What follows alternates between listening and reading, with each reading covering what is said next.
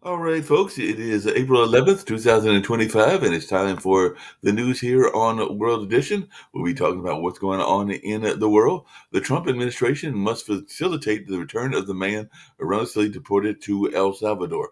So the Supreme Court sided with the wrongly deported migrant, and definitely that is something that is being talked about in the news as Kilmore Abrego Garcia's lawyer says the law was on our side in the Supreme Court order as the U.S. Supreme Court tells the Trump administration to facilitate the return of the Salvadoran man deported in error. And a tourist helicopter crashes in Hudson River in New York City. All six on board were killed in that tragedy and everything like that as it happened near Pier 40 in New York City. And the Siemens executive and his family identified as some of the victims in that particular crash and all along those lines.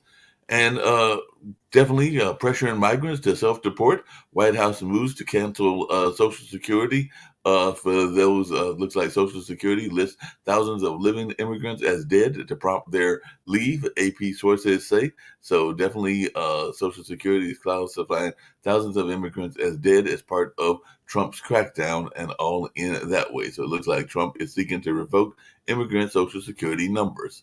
And Trump and team downplayed the continued market turmoil as the transition costs.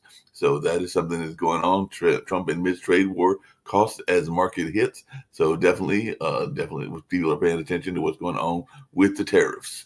And while some are accusing Trump of manipulating the stock market. So we've been talking about that even here on this particular station and all along those lines. And the White House slams the Democrats' partisan gains after Trump faux shift calls for insider trading investigation over tariffs. A well-timed options trade ahead of Trump's tariff pause is drawing questions, and Democrats are calling for investigation into possible stock trades tied to the tariff move. And the wingtip of an American airline plane strikes another aircraft at a D.C. airport. So the planes clipped wings at DCA with members of Congress on board. So there were six members of Congress in the plane that was clipped at Reagan's airport. So definitely that is something going on as well. And House approves Trump's budget blueprint after winning over GOP holdouts. So the Senate GOP approves framework for Trump's tax breaks and spending cuts after a late night session. So that is something else that is going on as well. And the U.S. House passes the SAVE Act led by Representative Chip Roy to require proof of citizenship to vote. So definitely some folks are looking at that and saying how the House's requirement to prove U.S. citizenship could affect the ability to register to vote. And Hillary Clinton is warning women over the House GOP voting bill. So definitely that's something that folks are paying attention to as well. And Trump says China's tariff is at least 145%. U.S. market rally has faded, apparently, and all along those lines. So that is something else going on in the news. And Marco Rubio memo cites Mahmoud Khalal's belief in justifying his deportation. Press for evidence against Mahmoud Khalil. Government cites its power to deport people for beliefs. So Mahmoud Khalil's lawyer will seek testimony from Marco Rubio. So that is something else going on in the world as well. And the Trump administration lays out its evidence for deporting activist Mahmoud Khalil. So that's something that we're seeing in the U.S. and all along those lines. Let's see what's happening in the world. So there are new talks with Iran. Mideast mediator Oman is at the center of a key first Iran-U.S. meeting over Tehran's nuclear program. So Trump's new talks with Iran could end in a deal or a war. That's what Vox is saying, and all along those lines. So we'll see which way this goes also. And more than 200 dead after that Dominican Republic nightclub disaster of a few days ago. And definitely one of the singers that was lost was Ruby Perez, that was lost in that collapse. I believe there were some baseball players that were lost as well, if I remember correctly, and all in that space. And Prince Harry meets war victims in a surprise visit to Ukraine. So, as Trump envoys meet Putin, Prince Harry's visit echoes Europe's embrace of Ukraine. So, Prince Harry made an unannounced visit to wounded veterans in that war torn country of Ukraine. And the China shock offers a lesson. Can China keep raising tariffs on U.S. as trade war continues? Trump's tariff blitz could hardly have come at a worse time for China, is what the Washington Post is saying. So we'll see what folks have to say about that. And Che Jing, China's Leslie Stahl, is returning to the spotlight on YouTube. So we'll be trying to see, maybe we'll see if we can get her YouTube clips or something like that here on the network, or maybe we'll even try to get her. But we'll see what's going on in that space. And European countries vow to send billions in military support to Ukraine as Russia and the U.S. are still going at each other in that sense as well. So definitely allies have pledged 21 billion, looks like 21 billion pounds, if I'm looking at that symbol correctly and everything, for Ukraine while denouncing the Russian attack. So definitely, and Xi says China is not afraid in first public comment on escalating the trade war with the U.S. So Xi Jinping has broken his silence on the U.S. tariff war and all in that way. So like I said, a lot's going on there. And a woman is giving birth to another couple's child after an IVF mix-up, and that was in Australia. So an Australian woman unknowingly gave birth to a stranger's baby after an IVF clinic error. So definitely that's something that is going on in the IVF space and all in that way. And Space Force Colonel has been removed after disavowing J.D. Vance's comments. So Space Force Commander in Greenland sent out email breaking with Vance after his visit, and the Pentagon has removed the Greenland base commander after the Vance visit. So the U.S. fires the Greenland military base chief for undermining Vance. So that is something else that folks are talking about as well. And Jawbone from Taiwan shows the geographic reach of enigmatic archaic humans. So Jawbone, dredged up from the seafloor, expands the range of a mysterious species of ancient humans. So mysterious human fossil was found in Taiwan, and they're saying that it was a Denisovan. So definitely ancient jawbone found in the sea belongs to a mysterious human ancestor, scientists say. So there might have been some ancestors that we didn't know about that were over there in Taiwan. And South Sudan tensions, fears grow of return civil war between Riek Machar and others in that country as well. So the world's newest country is teetering on the edge of civil war, and Western embassies are alarmed by politically driven violence in South Sudan. So South Sudan's shaky peace is at risk of collapse. Can it be saved?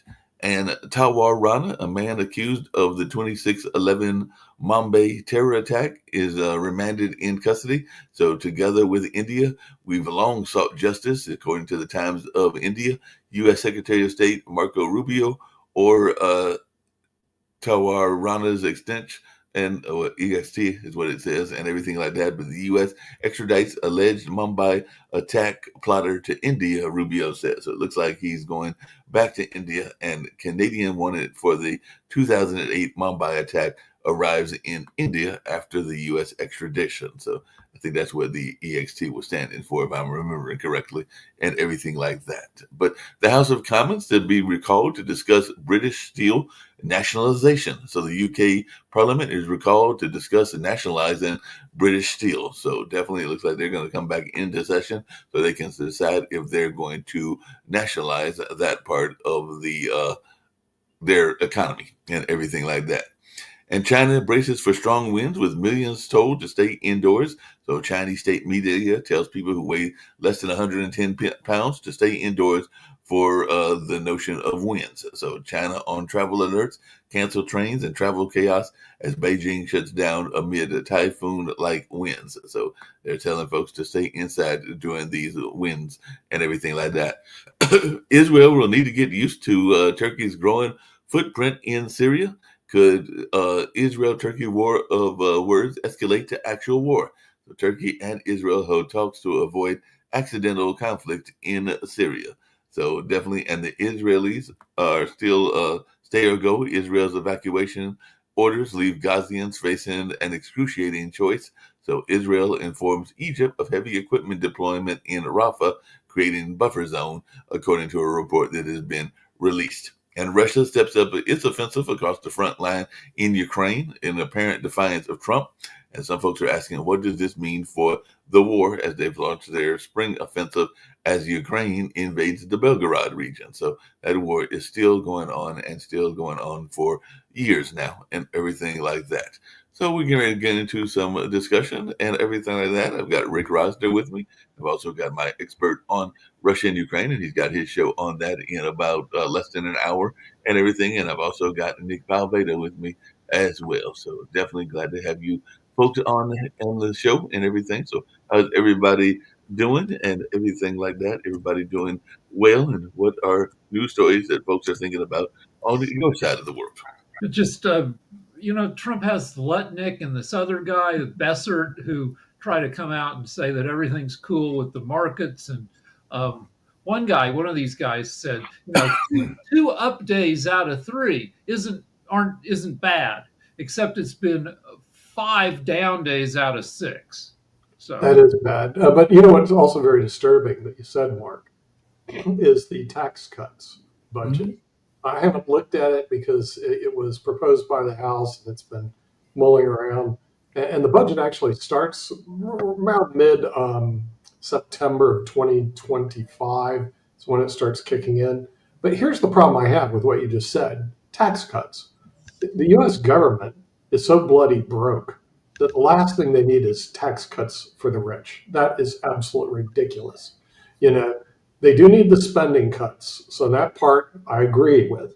But anybody and everybody that's listening to this show that is a good, solid Republican who understands money, and most of them do, understands you can't cut spending and then decrease revenue and expect to close the deficit or debt. It, as they say in Pawn Stars, it ain't happening. So I'm afraid that that is what is actually going to happen, which should cause a revolt among the true Republicans who see this is not a conservative leadership. This is not something that's fiscally responsible. But until it happens, it's hard to say, hey, it's hard to throw the rocks. But it looks like it's going to happen because you have a maniacal House, who thinks tax cuts work, which they don't. And the thing is, then you have a maniacal Senate who agree and a maniacal president. And none of them are fiscally responsible. The only one who's fiscally responsible is David Walker, and he's not involved in the government right now, at least on a super big official basis. So what you have is a bunch of clowns running the government who have no clue about how to close the gap. And to give you an idea how much they have no clue about economics, how those tariffs work, guys? Was that good for everybody? Did we all? That's not good for everybody, and that's definitely working. Love to hear everybody else's thoughts. As Sasha and Rick know, because I broadcast yesterday from the Hayti Heritage Center, the cultural arts center that I work at, and actually the event that was going on, even though it was sponsored by a Jewish organization, it was actually a book called Abundance by Ezra Klein and Derek Thompson. And Derek Thompson, along with the two mayors, the mayor of Raleigh and the mayor of Durham, were discussing what that book is all about. And I'd love to hear Rick's thought about it, because the book argues that the Democrats made a drastic mistake by getting on the bad side of the technocrats and the technology people, but it also argues that the reasons behind the lack of progress on ambitious projects in the United States, including those related to affordable housing infrastructure and climate change, are because of the regulatory environment in many liberal cities, which stimulates development. All right, let me respond. Yes. I'm not sure you can get on the good side of the tech bros, the tech billionaires. I read an essay by some essayist named who calls himself King Daddy. But if you Google the term, you can read a lot about this. Smart stupids. So you have tech billionaires who are lucky and smart in one area, and they think this makes them smart in all areas, and they fall for all sorts of bullshit. And could the Democrats get on the right side of these chaotic guys? These are guys, some of these guys like pay teenagers to give blood so they can be transfused with teen blood because they think it's going to help them live longer. These are these The argument that Mr. Thompson made was that the tech billionaires had, in the time of the first Trump administration, were actually majority Democrats, and that they kind of like were yeah, courted heavily by Trump and others as well, and that they got on the bad side of the Democrats with some. That is right. But I don't know if the Dems could have held them. I don't know what they would have had to do to hold the. Well, screw the tech billionaires. There's only about 2,000 billionaires in the United States compared to 22 millionaires. Go after the millionaires. They have brains at least. And screw the billionaires, because I agree with Rick. Those are lottery winners. If you look at the history of Elon Musk, he just kept gambling his millions to turn into billions. And then he gambled his billions. He could have lost it all, but he gambled and he won. He's not a super smart guy. He's a very good, lucky gambler. Okay, but that doesn't necessarily mean he knows a lot. As a matter of fact, if you see what he's done, he didn't know anything about media when he jumped into buy Twitter. He had no idea that those views he got was not going to be correct. He had no idea that Social Security was a Ponzi scheme. I learned that when I was a little kid. Everybody knows it's a pay-as-you-go system, except Elon Musk didn't know. How could he not know? And then to ascribe all this knowledge to a guy who doesn't have it is absolutely ridiculous. Then you look at the history of Donald Trump. Donald Trump wasn't lucky because basically his net worth was inflated. So yeah, he may be a billionaire, but that's because he inherited it all. So what happens is the Democratic Party needs to go after a bigger mining group, which is the millionaires. And there's 22 million millionaires in the United States. And a lot of them I work with, and actually they're a lot smarter than what you see in Washington, D.C. They could run the country better. You know who was the best at running economic? It was actually the Depression era kids. The people that were born in the Depression. No, but this is for Rick. One other thing, this is for you, Rick. One of the questions that was, this is for Rick, because this is one of the questions that was brought up in the discussion and everything, because they brought up San Francisco and all along those lines. Because whether you go for the millionaires or the billionaires, a lot of the liberal cities, whether it was San Francisco, whether it was some of the other liberal cities in the South and other places, they stymied development, and definitely they blocked a lot of things by stymiing development that could have made things better in housing so and California, stuff like that. California has a lot of NIMBYism. Not in my backyard. Right. Don't increase housing development. I paid $4.5 million for my 1,200 square foot house. In San Francisco. Don't make things more crowded. And I'll put up with homeless people shitting in the street. Yeah, there's NIM. So yeah, I'm on a neighborhood council here in Los Angeles, and much of the discussion is, how many more people are we going to let move into our little community of Studio City? And yeah, that is a thing. But I want to give some numbers, because Nick was talking about these tax cuts. So the Republican budget that was just passed in the House wants to cut nearly $1 trillion from Medicaid, $880 billion, $250 billion from what used to be called food stamps, food assistance, $230 billion. And then they want to add $14 trillion in long-term debt over the next 10 years, 15 years. And all this is to fund a $7 trillion tax cut for the rich. They did an $8 trillion tax cut the first time when Trump was president, and exploded the deficit, added like 20% to the 25% of the deficit. This will add another 20% to the 37 trillion the U.S. is already in debt.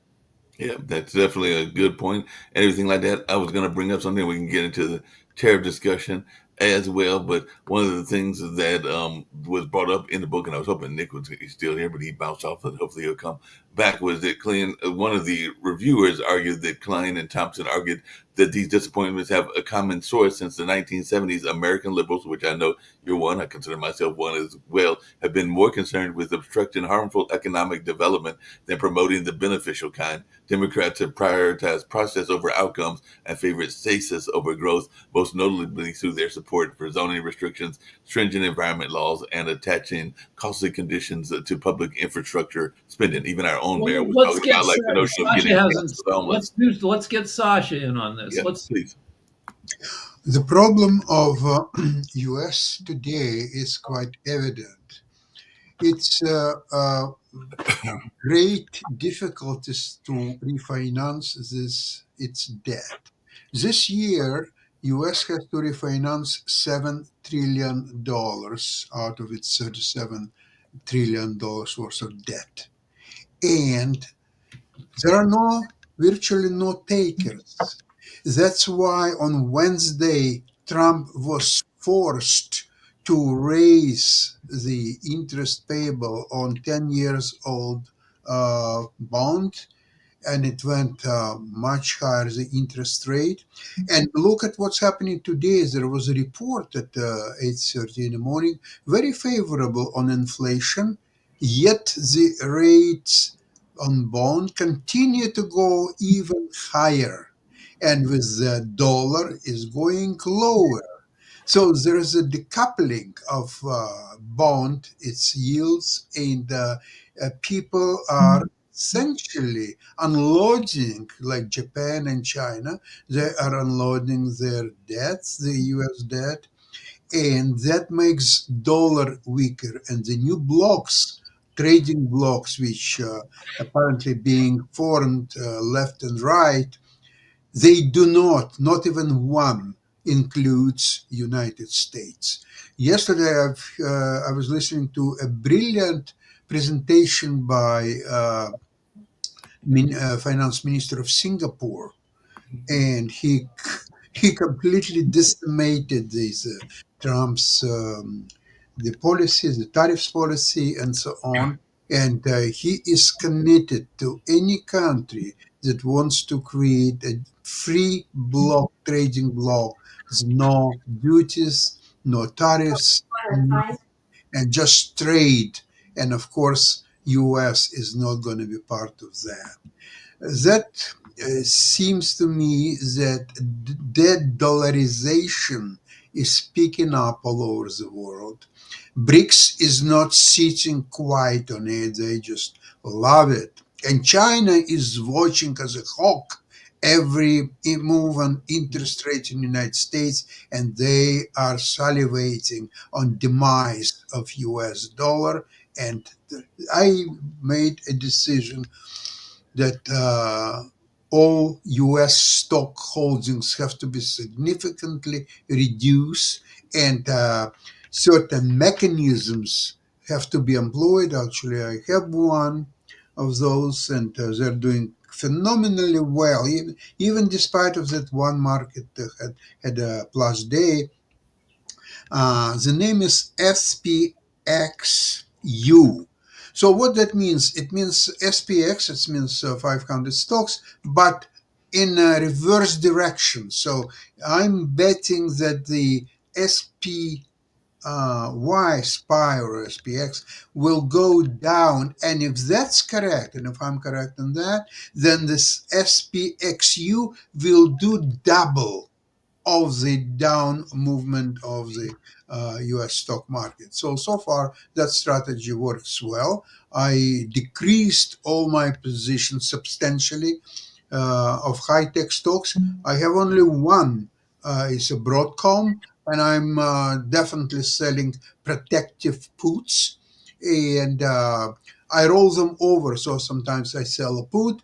It's doing very well because Broadcom is moving higher. So I will buy that put and make my profit and sell next another covered call, for example, and will capitalize on that. So I'm very well protected. The SPXY is doing really well, but I think it will do much, much better if continuous collapse in U.S. market will continue. Well, So, speaking of collapse in the U.S. market and everything, this is for you, Rick and Sasha. There's another country that I know not Rick, Nick has brought up a couple of times, and they have some trouble of their own as well. But they're having a general strike, that being Argentina, because they are upset at Malay's austerity and everything like that. So, do you think we could do something similar down here with a It's strike tough work in because the U.S.? Argentina has what, 40 million? I don't know how many people they have, but we have a third of a billion people.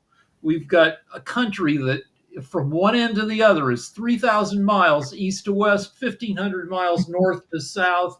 You can't fill the streets of America because America geographically is too huge. You can fill the streets of cities, but it's tough to wrangle a third of a billion people to take the kind of national action that is effective in smaller countries like France or England. They have strikes all the time, a couple a year, like transit goes on strike in England, and then other people go on strike in sympathy. The whole country shuts down. And And that's what they the were doing in government has to Argentina. respond. We're not set up for national strike action. But let me tell you what the problem of Argentina, because a lot of them are over here in Spain, Mark, is because of the liberal spend every dime that you can possibly imagine, and Yeah. that they didn't bring in the revenues. Their debt went skyrocketing, and 50% of the population lives in poverty. It was really bad. Now we have the same problem here. We spend a lot of money, and fortunately, Donald Trump was going to create Doge and reduce the spending. However, if you reduce your income by giving tax cuts to billionaires, then guess what? You're in the same bad position you were when you got started, if not worse. Because But then you Nick, have but isn't that part? Nick, isn't that? Hold on a second.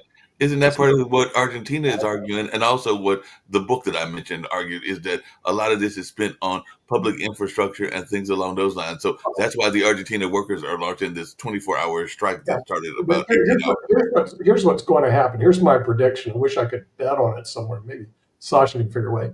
They're going to go sell the American public. Now listen to this one. Here's the sales pitch. We're going to cut all the taxes for the rich people, and the GDP is going to take off to cover any debt. They sold it last time. The Tax Jobs Cut Act of 2017. That garbage is going to be sold again. Watch. Mark my words when they're going to roll out this new budget, which is a lot of tax cuts. Okay. They're not going to address the debt fit, not address the debt, not address the hard issue. Then they're going to sell the American public about how great it is to have tax cuts for wealthy people because the economy is going to soar, which, by the way, it didn't last time. It tried along at 3%, and it won't this time. It just, as they say in Pawn Stars, it ain't happening. Now, the real question is, how stupid are you to believe in that stuff? Go on, Sasha. Yeah. I don't believe it at all. Well, cutting taxes for rich people, it's nothing new at all. That's what Trump did his last term as president, so he'll do it now again. The problem lies with the fact that on a trade imbalance, trade deficit, it's not taking into account that a lot of goods, services particularly, US companies sell in abundance and it's not being taxed. For example, if Microsoft sells 1 million of its Windows 11 software in China, for example, or somewhere else, so if it's not being taxed, so all the profit goes to Microsoft. Now, what Microsoft, being in Ireland, so it's paying their 10% corporate tax, it pays nothing to the United States at all. And so are the Google, so are the all the top companies of US. And nobody is picking up on that at all. So if they would pay the same 10%, tax to United States, not in Ireland. If they would pay not 10% but 15%, that could solve a lot of problems. But that's not what US wants, because right now they're in Ireland. Then they will go to some kind of Kakimaki Islands to incorporate, or so on, and they will hide their profits anyway. So US is allowing all the top companies worth trillions of dollars, all these billionaires worth hundreds of billions of dollars, not to pay taxes. And even whatever they pay to decrease it, how much Trump himself, how much taxes is he paying? I'm, No, I'm going to help you out a little Try bit, not to have Scott, many because taxes this and all is and a very everything. important section of the Internal Revenue Code. It's called Section 482. It's intercompany pricing transfer. All tax attorneys know about it. I mean, it's like, have you read Little Red Riding Hood? Now, here's how it works. It's really simple. China wants to sell the United States, but doesn't want to pay the tariff. So it sells to Cayman Islands, which is very favorable tax-wise and doesn't have huge tariffs. Cayman buys $20 billion worth of goods, and then now it's Cayman property. Then they turn around and they sell it to the United States of America with no tariffs and no taxes, because because the product is marked up to the Cayman Islands. By the time it gets to the United States, there is no profit. It's called Section 482. It's intercompany pricing transfer. Every American should know about it, because all major companies take advantage of it, and a lot of them are in court because of it, because they take too much advantage of it. To the extent that Don't a lot of companies do Microsoft offshore has investment, which is 400 basically what you're tax talking about. attorneys in Redmond. Listen to me. Microsoft has 400 tax attorneys plus in Redmond. What are 400 tax attorneys doing in Redmond, Washington? Section 482. Next. Yeah, they're All right, doing so that. hold I on.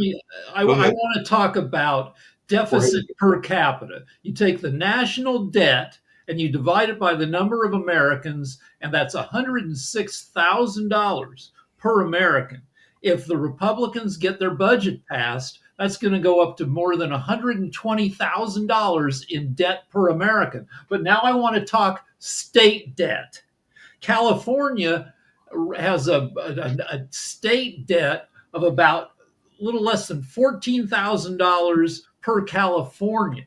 It's similar for New York and Texas, and then every state is in debt, but it gets less after the big three per capita. But since California is in debt and we have a housing crisis, we should frickin' just roll the dice again, and we should do a little bit more deficit spending and make it easier to build and faster to build in California. Since But I've lived in California, hold on, I'm almost done.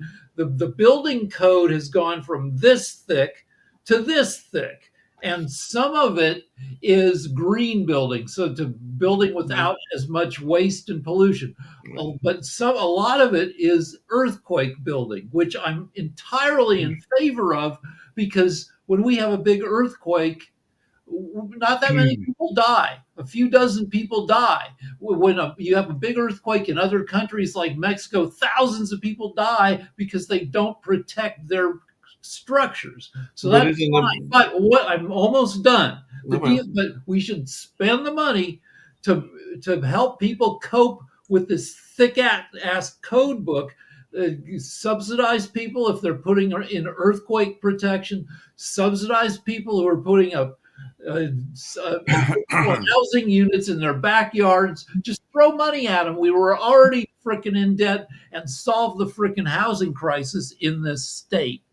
Hey, but Rick, along those same lines, because like I said, I heard this talk yesterday, and what you're talking about was brought up, and all along those lines. But one of the things that comes up in New York and California is that when those regulations started happening, the prices went way up. So people can barely afford to live in New York City. That's They right. can So, definitely not afford so to we live in was parts so of California like San Francisco. So what we're would you already do to living deal with on that? we're already living on our state credit card. So Right.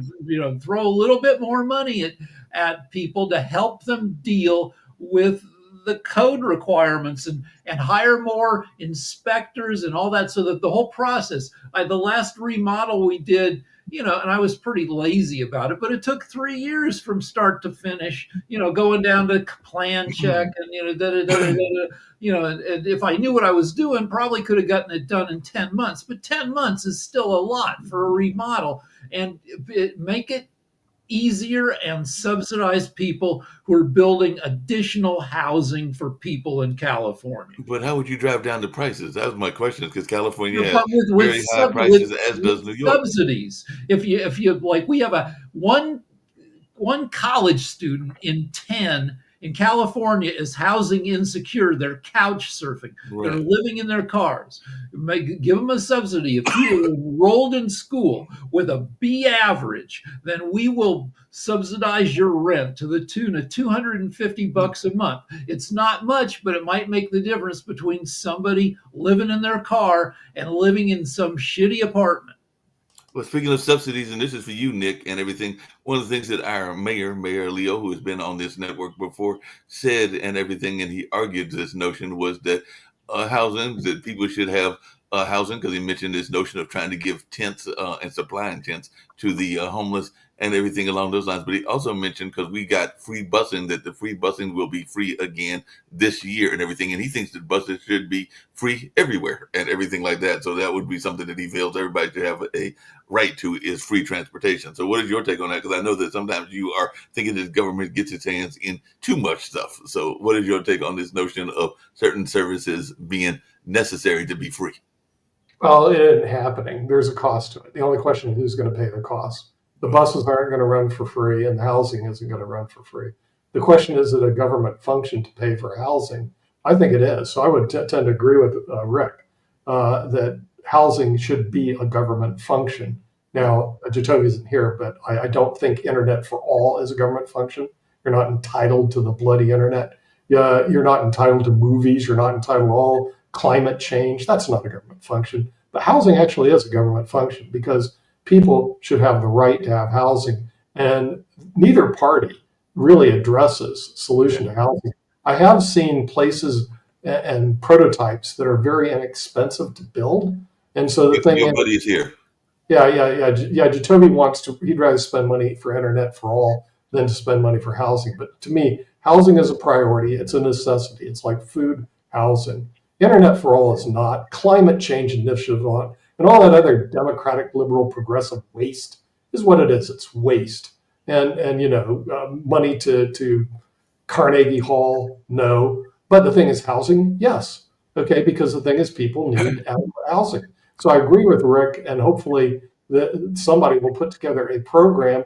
We've had some people on our network who have programs, that have, these houses are less than $100,000, Mark. I mean, they could be built in California. And what happens is the state and local governments and federal government completely ignores it, because they believe internet for all is more important, or donating to Carnegie Hall, or donating to NPR, or donating to PBS. That's more important. Frankly, it isn't. To make housing more affordable, I would recommend to build houses without toilet and without electricity. It will make them really affordable, very cheap, available in abundance, so people can choose and live in these houses. On the other hand, if you provide toilet service and you provide electricity, why you cannot provide with electricity internet just as well? Why you believe that providing electricity is necessity and internet is not? In today's society, those people who don't have access to internet, they have much poorer life experience and information availability than those people who have internet. And I think if you provide electricity, you might as well provide internet. It's not a big So here's one solution to housing in California.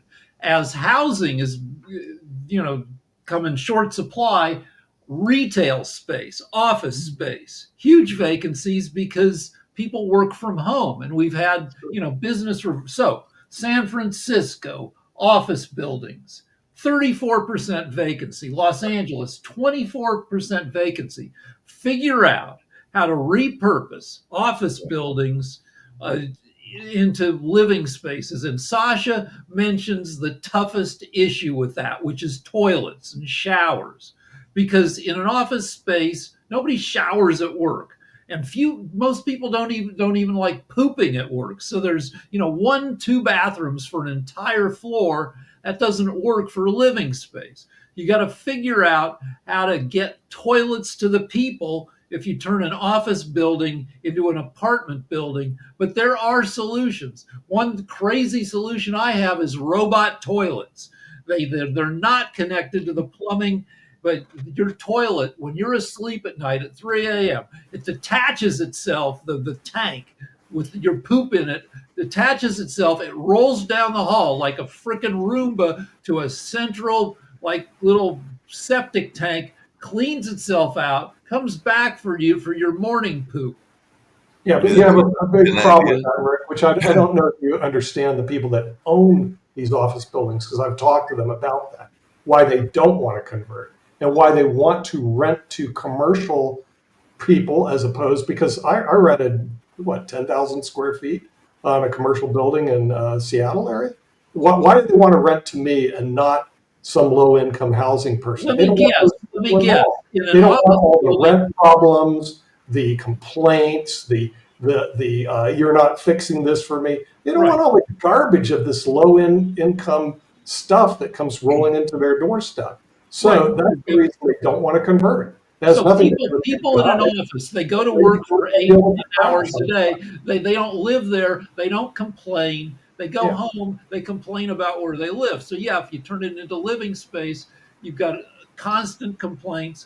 Exactly. But, again, like, let's throw a little rental, people not paying the rent. But at the same time, we're going to see an economic problem that they're facing, which is what you just described. People aren't working in offices anymore. They don't want to work in offices anymore. And so what happens is there's vacancy. The real question is, what time does the ping get to the business, the person who owns the building, to unload the building? Hey, Rick and Nick, this is for both of you, but isn't there a lot of people that are living off the grid? Because you mentioned this and everything, and I know that there are people that literally, as you said, they work in an office and they might even have found a way to live in the offices that they work at and everything. So I'm thinking that there are a number of people that are actually living off the grid, whether that's in their cars or living in apartment complexes that they might be working at. I'm thinking that happens quite often in California. Am I not correct? You drive through any neighborhood in California and you see people living in their vehicles on the down low. Right. If you can pick up an old mobile home that's falling apart for like 11 grand, and then you duct tape it together, you tape a blue tarp to keep some of the rain out, and you find a street where you won't get hassled, and you live there, and if you're lucky, you can fake having an address, and you can get some crappy job, and Jacoby's got a thought. You're on mute. Basically not affordable, Rick. I mean, for any normal person to live in Southern or Northern California, they're going to get killed. The housing there is incredibly way too expensive for anybody. We're talking about $1,000 a square foot in a nice neighborhood. Yeah, that's what I'm saying. It's ridiculously expensive. So the best thing to do about California, for anybody who's thinking about moving there, don't. Well, all right, Jacoby? Just relocate. They did that many years ago, convincing people to relocate their jobs. And, it caused economies to fluctuate in the places that they went to. But so you have to be careful when you overload another community. But, Nick, I want to tell you about those houses. They're actually invested in by Elon. They were invented by some other people. They recycle. They use recycled products and build everything, I think, in America. I'll have to investigate that again. It's about the size of a tool shed. You move it and then pop it out, like the walls push out. It's got a bathroom, kitchen, and everything. It's a tiny home on wheels, kind of like a mobile home, which would be bigger. But mobile homes today cost about $120,000 for a shoebox house that flies away with tornadoes. I don't think that these are any different than an RV, other than they detach. You can tie them down, and what's interesting about these is the walls do move out, and so Boxable is one of them. I think, Nick, you had shared that once before. There is an Amazon pop up home that is kind of like a pop up cart, and all of this stuff pops up. And they range from 20 grand. Some have been 10, but from 10 grand to say 80 grand, depending on how many bedrooms you want, what kind of shape and size and pop up you want. So, but the container homes to me are the most interesting, sturdiest, the heaviest as far as wind and durability. One of the people living with me right now who are still recovering their home, we moved one out here, and kid you not, it was the smartest thing we did, because they'll be able to take it when they're ready to move back into their home. All their stuff there. They just took a trailer up to it, but it's huge. It's absolutely huge, but dry through all of this wind, rain, storms that we've had since they moved it here. It is completely dry. Everything is solid. That thing doesn't budge. So there are different alternatives to a forever home. I think people are going to have to be creative, but first we're going to have to get our economy back up. People are going to have a little bit more reliable jobs, and that's not happening. That's, in fact, people are losing jobs. And thank you for Jacoby letting and me then talk. I appreciate Jacoby it. and then Sasha. Just want to point out, we're talking from a plateau that's not reality. When we drop in and act as if these people are living in their cars because it's what they want to do, or they have the affordability to grab the $20,000 home and throw it outside to save it for their other home. That's a world that isn't there for the majority of the individuals that are out there. The majority of the individuals that are out there are struggling. Like you're talking about California, Nick. Well, in North Carolina, which its cost of living is probably a third of what California is, and we still have people living in their cars because they can't afford things. And so when we're looking at these things, we speaking from a plateau above where we should be speaking, we forget and neglect the understanding and the empathy of those that are really struggling in this economy. And Rick, since you're by your computer and I know you're trustworthy with looking things up, can you do me a favor? Because what Nick, you like to do a lot of, hey, we can only afford this. So this is the only thing we need to focus on, like affordable housing. We can actually focus on both. So Rick, if you could look up what is the education difference between somebody with the internet and somebody without the internet. Also, what are the actual business profitability differences with a company with access to the internet, without access to the internet? So when we talk about affordable housing and say, well, we can only do that, we should never think about internet for all. If you take a look at these numbers, and we're talking about trying to bring education back to the U.S., we're trying to bring business back to the U.S., what is something that is essential is the internet. It's sad, but that is what it is now. What are we on right now? And we're talking to each other. It's not giving me It's numbers. non-essential, incorrect. All right, but hold on. Non-essential, incorrect? No. There's a term for it. It's called the digital divide. And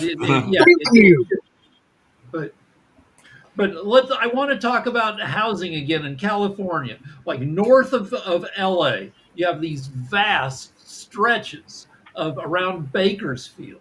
And as you go up where it's these big dusty expanses to the north and to the east of LA, which you could fill in if you could build some infrastructure and you could provide some subsidies, because we're already freaking in debt. Might as well freaking that you could facilitate, and you're talking Kim's tiny homes.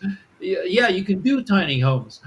We have a bunch of patches of these tiny homes in LA, and LA's tried it, and they need to get the cost down because they're spending about 80 grand per tiny home, which is ridiculous. But you could do it for cheap, for a quarter of that if you figured out how to do it right. You just I'm, need to I'm going figure to tell you what happens in Spain, Rick. out. Spain Okay. has in the Constitution adequate housing. As a matter of fact, they say right here the Spanish Constitution guarantees the right to adequate housing. Hence, it's very difficult for me to go around and find the homeless people here because there aren't any. Because of the Constitution. Now, it does create another problem. You'll love this one. It's called squatters. Remember those office buildings you talked about? Because they're guaranteed adequate housing, if they don't convert, they walk into those buildings and they just make home there. And the government will not kick them out. And so they have like 20,000 squatters that are in people's homes right now. So it does have another problem attached to it.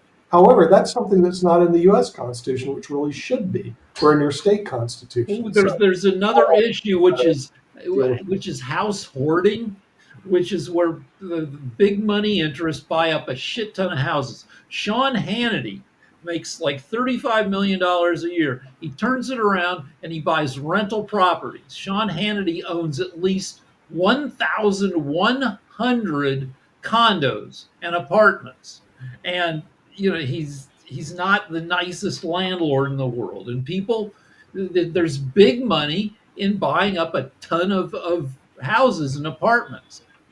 Yeah, there's definitely big money in that and And everything. By the also way, you are right just because it to looks like Spain's just to touch on homelessness that is real at quick, Mark. 0.09%. They also have the Just to same touch on problem that, there in just to touch Spain. on what You Rick just pointed out. cut them out. Real They're passing laws to prohibit that, so that you can't have this landlord boom, landlord tenant boom. So the thing is, they basically stop those people from doing it. So on a going forward basis, you can just basically forget that. Unfortunately, the United States housing policy sucks. It's got to be one of the worst ones in the world. I mean, It's just probably one of the worst ones. We said we were going to get to Sasha. Sasha, you had some points you wanted to make. Okay, two breaking news. Number one, dollar has reached its 3 years minimum and it's going down big time and US economy will collapse anytime soon. And so it's stock market and actually people have to get interested hell. more in this portable housing, this trailer houses, this container housing, anywhere they can get some housing. Otherwise, they can spend their time on the streets. And remember, half of country have no savings. So once that will hit, half of the country will be destitute forever. Now, So another interesting breaking news is criminal referral requests filed against Fauci and top COVID officials in 7 states. Who are the named individuals? Of course, Fauci, Dr. Francis Collins, Dr. Deborah Birx, Dr. Rochelle Walensky, Dr. Stephen Hahn, Dr. Cliff Lane, Dr. Redfield, and so on and on and on. Some of the names are quite recognizable. Alleged crimes: murder, involuntary manslaughter, negligent homicide, assault, abuse, coercion, reckless endangerment, kidnapping, forced labor, terrorism, racketeering, operating a corrupt organization. Hello, let's Yeah, get going, guys. Good he's job. going after folks. But speaking of going after that folks, I is got a question for Kim because it's one of her favorite people because he came out yesterday and everything, the Tate brothers. But in a statement to Vanity Fair, Tate's I, American attorney compared his client to Donald Trump and but Jesus, writing that Andrew has formidable enemies who despise him, much like Trump. And I remember that Trump and Tate, even though Tate is a um known misogynist, that he is their friends and everything. So, what is your take on this notion of So him comparing the Tate himself? brothers committed, they're pedophiles. They were convicted of being a pedophile, sex traffickers, of course, rape, sex offense, porn, and many, many other horrible things. And they were in Romania under these charges, and Trump spent millions of your tax dollars when he became president to hustle them back home to Florida, where he actually, on that same day, flew down to Florida while sitting there going, I don't even know who these guys are, and people are going, oh, yeah, you do. No, I don't even know who you're talking about. Yet it was told that, Trump had his team go lobby to get these two sex offenders out. So my take on this is look at his cabinet, look at the army he is building, the people that he has given pardons to, that feel like they need to worship him. Look at those quality of people, and that's what we're up against. Now, look at the protesters against Trump. They haven't tore down buildings. They haven't terrorized the Capitol and committed treason, trying to kill people and hang people in the Capitol. They're being polite, kind. And the first time I see somebody do something like the J6ers did, I'm going to promise you they were hired by Trump to do it, to make it look like the anti-Trump people doing it. So just like Anonymous, I want people to know, Anonymous isn't a real hacker going after Trump. I believe that it is Trump imposed to make him look like a victim, because a real hacker wouldn't go online advertising what he's going to do to take somebody down. They're really good. And I mean, I have seen them really good at just taking you down. So Sasha mentioned two things. He mentioned the prosecution of the vaccine people, especially Fauci, on the one hand. On the other hand, the dollar collapsing. On the third hand, this new budget that will give $7 trillion to rich people. So it's a shitstorm strategy. Have so much going on. Like most people don't realize that the House is just voted to cut nearly $1 trillion from Medicaid, because there's so much other shit going on that it's hard to keep track of everything. And there's a video out about the way to handle your stock trading right now is to watch the sleight of hand movements of every time they're sharing and showing, a transgender issue or some other kind of issue, and they're getting everybody's attention over here. That's the time that the smart people and Trump people are like, trading their stocks. And it's pretty interesting video to watch. But personally, I say watch Sasha's show on modern investing to learn more about what to do to survive this economic storm and chaos that we're living in. There's no, Trump has proven, there's proven data that he has created the greatest tragedies in our lifetimes. He has a track record for the word uncertainty. During COVID, we had extreme uncertainty. The thing that he did was cut corners to save money by firing the pandemic team and promised to hire them back if we needed them, and he didn't. Okay. He caused the greatest chaos and the most largest mortality rate in our lifetimes under one president for a trauma. So I think that we need to look at that, because in less than 60 days, he has done more than what he did in 4 years, more damage than what he did in 4 years in his last administration. And he did all of this by promising the people that supported him the things that they desired and wanted, and told them that these things they need, they would have in one day. Now he's backtracking and saying, gee, really? You believe that? It's going to take me longer than that. So unless you're consuming a lot of news, you don't know half of what's going on. And then a third of American adults are even worse informed because they consume Fox News and other right-wing news sources, which purposefully cover up and don't cover what's going on in favor of trans stuff, in favor of, an immigrant, got drunk and ran over a couple people. And so we've got a misinformed population and an administration who knows how to exploit it. Right. And we're at the top of the hour. Don't forget to watch the Ukraine show. Rick, thank you very much for all the data that Shirley, you have a give good us. weekend. And Thank you. we'll see you. Stay healthy so you stay wealthy.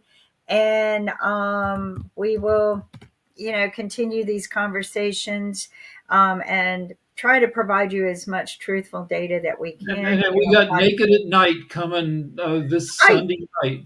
oh, And thank my you. wife is my wife says you're not allowed to discuss politics on Sunday because she doesn't want us getting hauled away by. I said you can't. They don't haul citizens away, and my wife is like, not yet. They don't. Just Oh, yeah, they are. They are. They're taking away people's citizenships and putting them away now. They're already started it. And people who are trying to come into the country, they're banning them based on what they say on Facebook and Instagram right now because those are meta controlled. They have an AI that storms it and matches it to your well, anyway, not a lot of. If you don't like politics, maybe you'll like Naked at Night a I little like better. Naked at Night. I think it's a good, humorous way to shut your brain down. And I'm going to try to filter that through TikTok again because we really got a lot of fun attention on TikTok. And it's an uncertain time right now, and we lived through this uncertainty during COVID. And I hope that we can survive this uncertainty now without too much damage. If not, just be prepared. That's all I can say. We made it. 99% of us made it through COVID. If you can live off grid, prepare to live off grid. That's all I can say. You know what? That will save you a lot of money anyway if we don't need it. And everyone take care, and we'll see you on the Ukraine show. Bye.